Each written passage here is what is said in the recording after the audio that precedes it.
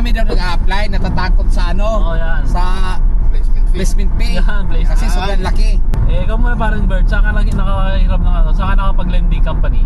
Sino sa'yo parang Bert? 1 to 3 Finance. 1, 2, 3 Oo. Finance yan. Saan niya saan naka-base yan? Di ako nakapunta ng office, nirelease yung pera, pero di ako nakapunta ng office. Pero guys, Sabihin, takin nyo lang. lang si Blast Vibe, may after blast siya. Takin nyo lang, para mas mabilis yung approval. Up to 1 million yung maano nyo, malon. Ikaw parang Ray, saan ka naka-loan nung para sa pricing pinabinayad mo? Ay, explain ko lang po Okay, sige. Bali, pag nag-apply po kayo dito, huwag mo munang isipin yung pang placement fee nyo. Ganito yan. Proceed nyo muna yung lahat ng kailangan. Pag nalubabas na yung visa nyo, tapos kailangan na ng placement fee, guys, maniwala kayo sa hindi, maraming lending company lalapit sa inyo, mag-o-offer sa inyo. Kasi alam nila na madaling nyo lang mabayaran yan. Kaya huwag kayong mangamba, mag-apply lang kayo ng mag-apply hanggang sa ma-hire kayo. At saka, Tapos yung ano naman, di ko na lang sasabihin kung magkano yung... ano pangalan ng lending company mo? 1, 2, 3 lang din eh. 1, 2, 3 ka rin? So yun nga, kung iniisip nyo naman guys na malaki yung placement fee, although totoo nga naman malaki, pero basta Magkano sabihin niyo yung placement fee para magkaroon sila sa amin, sa Wilder, sa likod, nasa mga kalahating milyon.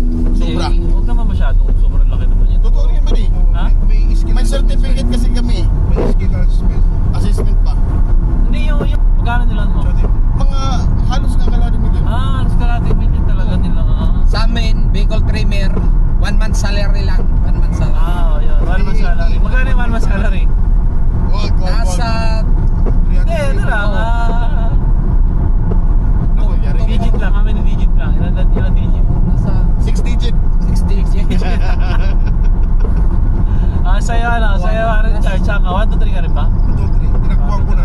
Kaya naging 1, 2, 3. Ayun guys, sila, ayun nga, si paring Gilbert tsaka si paring Richard nag-lending. Mga 1, 2, 3 yan. Si paring Rich. Ako Sariling pera. nagpapasalamat ako sa mga Hindi, galing kang barko eh. Hindi. Nagano ako, Kaya nga may after blast nga ni... sa atin niya. Hindi, nakahiram tayo sa mga kapatid natin tsaka sa mga bayaw natin. Yun. Tsaka sa mga tito ko tsaka tita. Basta guys, yung ano lang, Tito, tita, mga kapatid, bayaw, doon ako nakahiram ng ano. explain ko lang ulit. Di lang 1, 2, 3, maraming lending company talaga. Isa pa ka doon yung ano, yung parang nag-offer yata yung Cebuana. Diba? OFW loan, pwede ka doon. Oo, yun. Kailangan nyo